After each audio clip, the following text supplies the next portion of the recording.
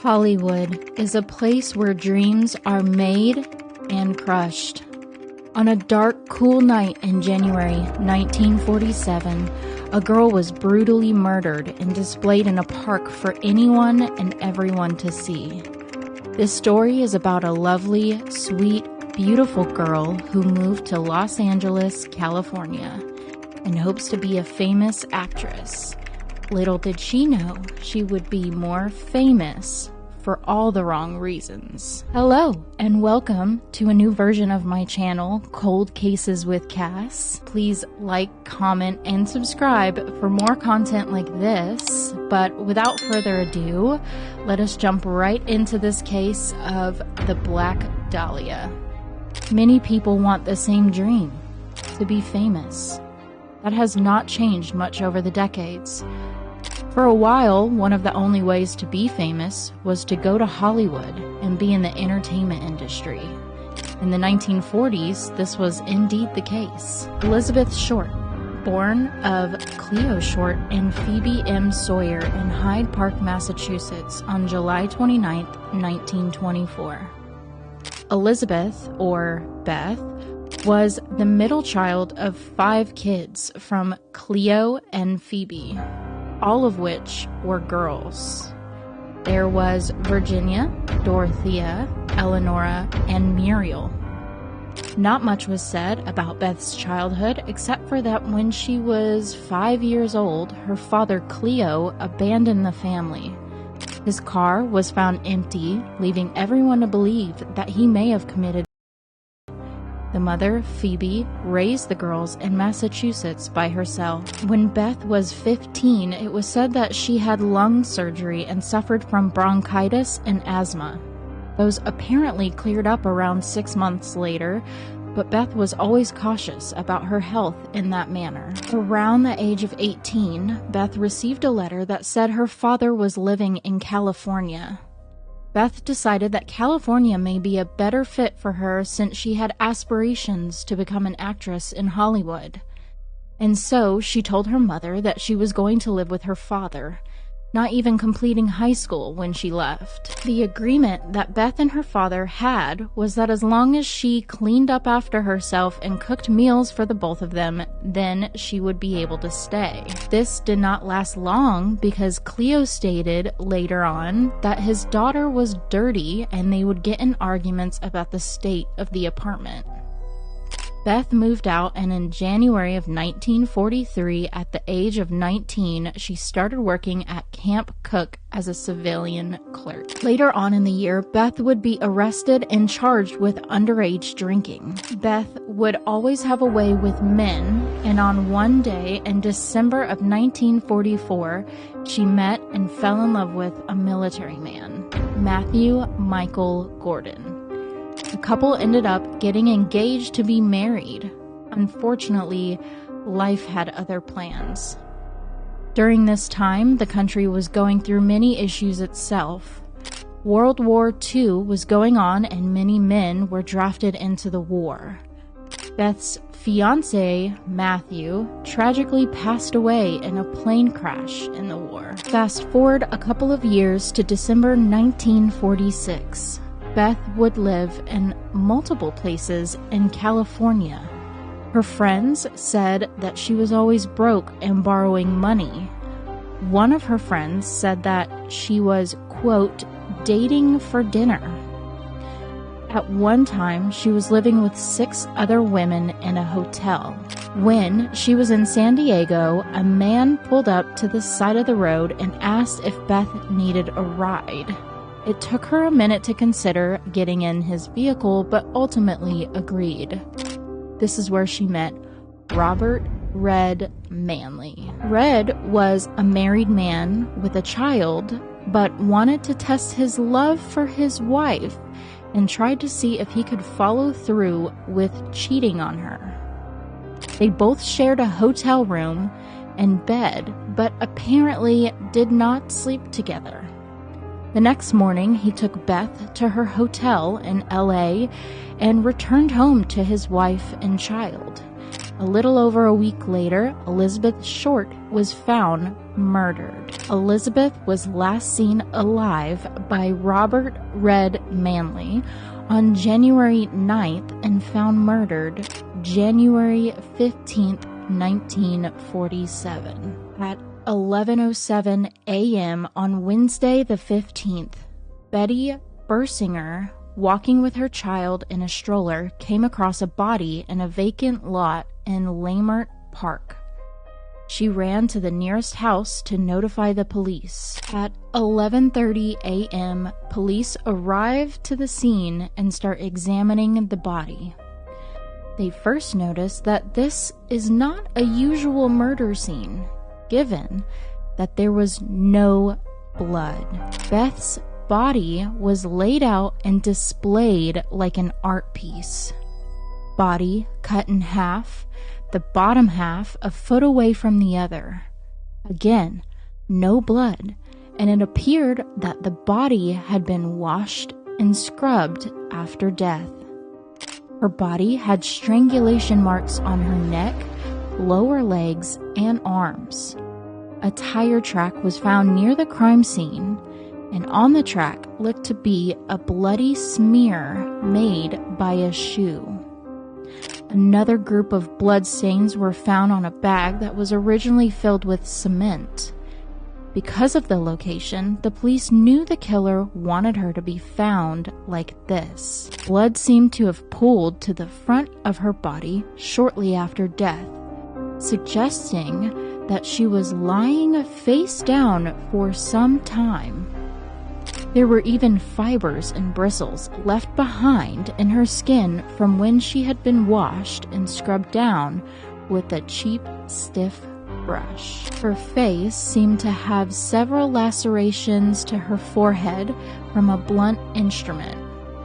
Her mouth had a Joker-like smile with 3-inch cuts on both sides, and other lacerations on her left and right breast, with some of her right breast being removed entirely. Her pubic area was cut in a crisscross pattern, and some of that hair was removed. On her right hip was a sickening game of tic-tac-toe.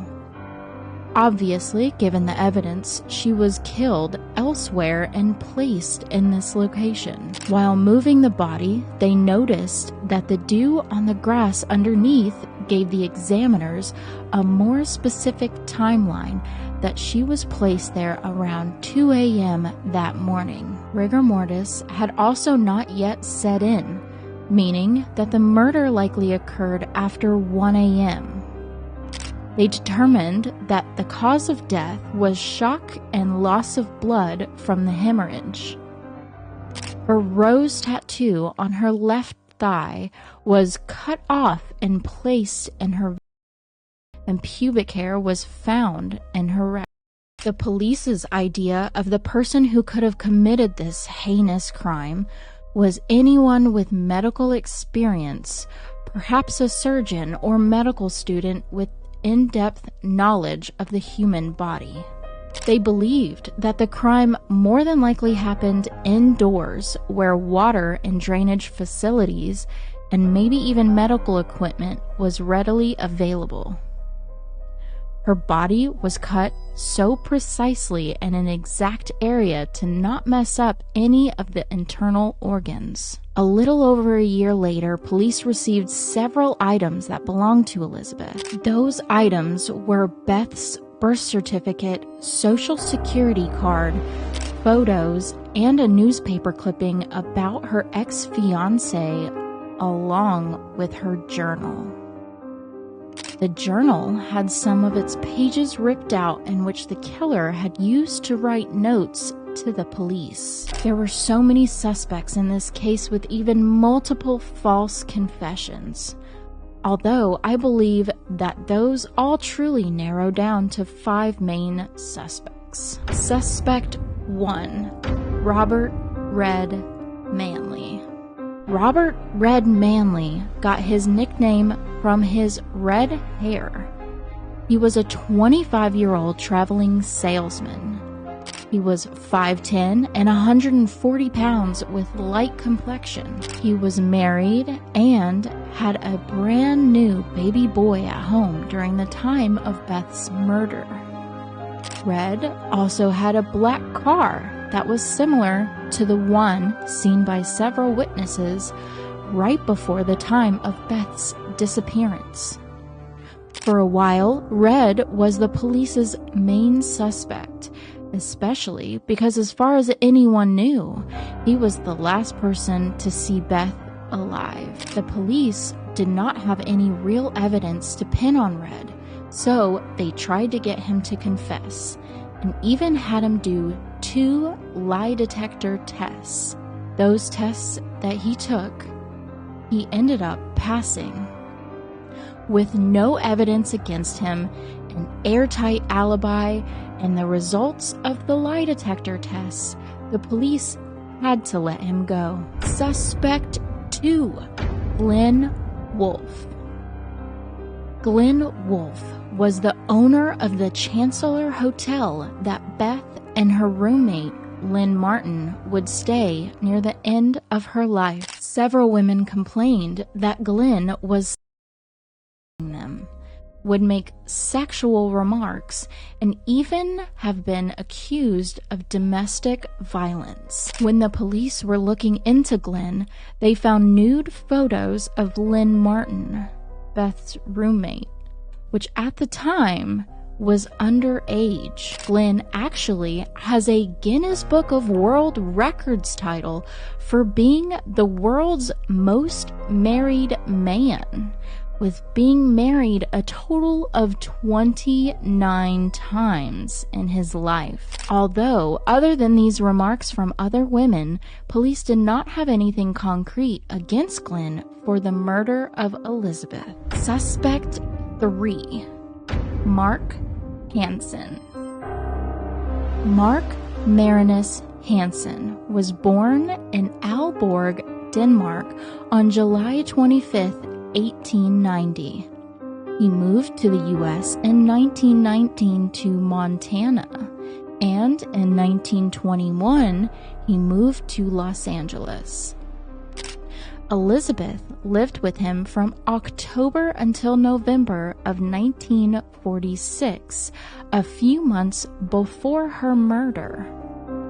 Mark pretended like he did not have an attraction to Beth, but other witnesses disagreed and would recall him being obsessed with her and would get jealous when she would bring other men home. Hansen claims he tried to kick her out numerous times, but Beth would ultimately convince him to let her stay. When police came to get more information from Hansen, he claims that she stole several items from him, one of which was the journal that the killer sent police. The journal had Mark Hansen's name on the front. Most of the pages in it were written by Elizabeth, but another person's writing was in it as well, which could have been Hansen's since it was his. Police thought that if he didn't kill her personally, then he could have orchestrated it. Although not much came of that since he was never arrested. Suspect 4, Peter Vetcher.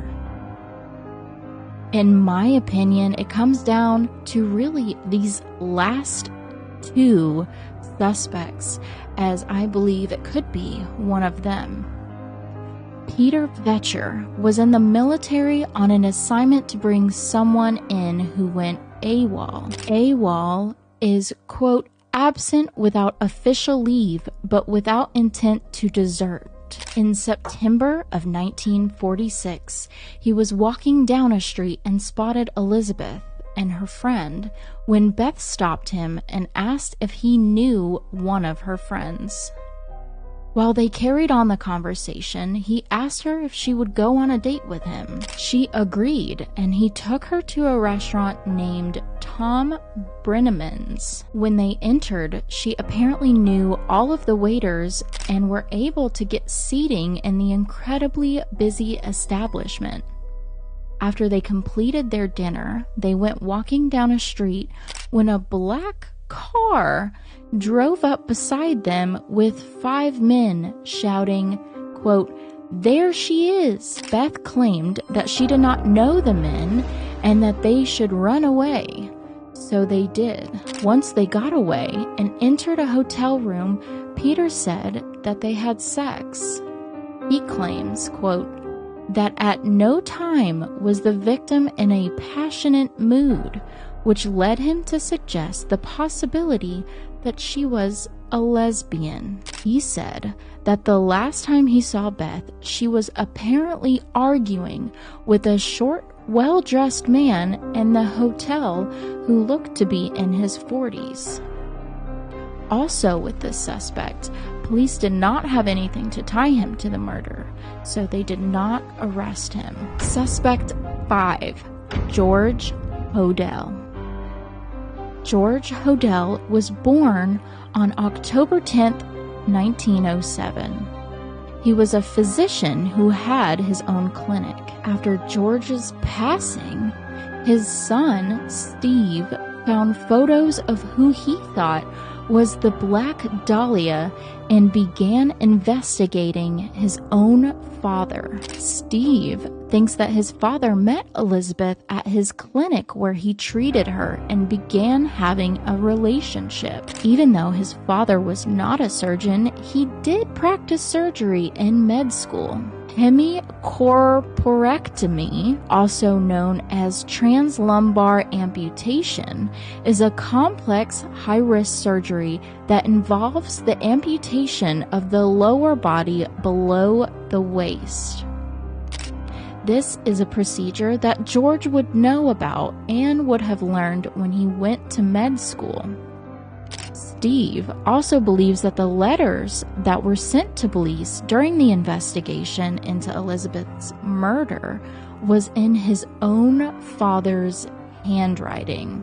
George was one of the main suspects in the murder of Beth, along with Robert Red Manley. Steve also found receipts in his father's possessions that was around the time of the murder for the purchase of the same concrete that was found near the scene of the crime. Police thought that the killer was a doctor who lived on Franklin Avenue, which is where Hodels lived at the time of the murder. George had an IQ of 186, which makes him a genius. George had several children, one of which being an 11-year-old girl who he sexually assaulted on numerous occasions. He would also allow his friends to do the same to his daughter. George was eventually arrested for incest, which he ended up being acquitted. Once the police were looking more and more into George's life, he quickly rose to the top of the suspect list. They decided to place recording devices in his home to spy on his conversations. The police caught George saying, quote, "Supposin' I did kill the Black Dahlia. They can't prove it now because my secretary is dead." His secretary died not long before that by a supposed drug overdose. He mentioned other things as well, like buying off law enforcement. Steve, George's son, said that his father always wanted to be an artist and thinks that the way Beth's body was displayed was done so because his father was trying to be artistic. Not long after the police recordings were made, George left the U.S. and abandoned his family to live in the Philippines. He lived there until his return to the States in the 90s and died on May 16, 1999, at the age of 91. In 2013, police dogs were sent to George's house and alerted to the smell of decomposing flesh. Soil samples were taken to be tested for human remains and were found to be positive. Unfortunately, major pieces of evidence in the case of Elizabeth Short's murder was lost by law enforcement. It is unknown how the items were lost, but without those key pieces, it is nearly impossible to solve and close the case. With Elizabeth's death, police tried to speak to Cleo, her father, about the death of his daughter and tried to see if he would come to the station to identify the body. Cleo denied. He stated that he wanted nothing to do with his daughter's death and did not even attend the funeral. Phoebe, Elizabeth's mother, came from Massachusetts to identify the body as her daughter. Just an independent, amazing young girl who got punished for trying to make her dreams come true. Elizabeth Short, loving, sweet, friendly person, just wanted to become an actress and be on the big screen.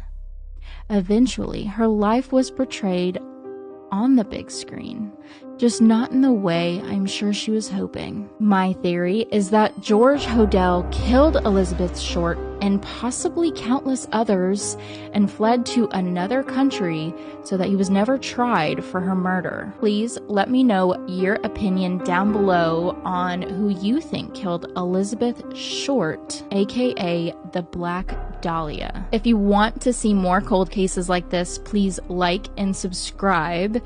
And if you want to do more supporting, please visit my Patreon. Until next time though, I will see you in the next cold case.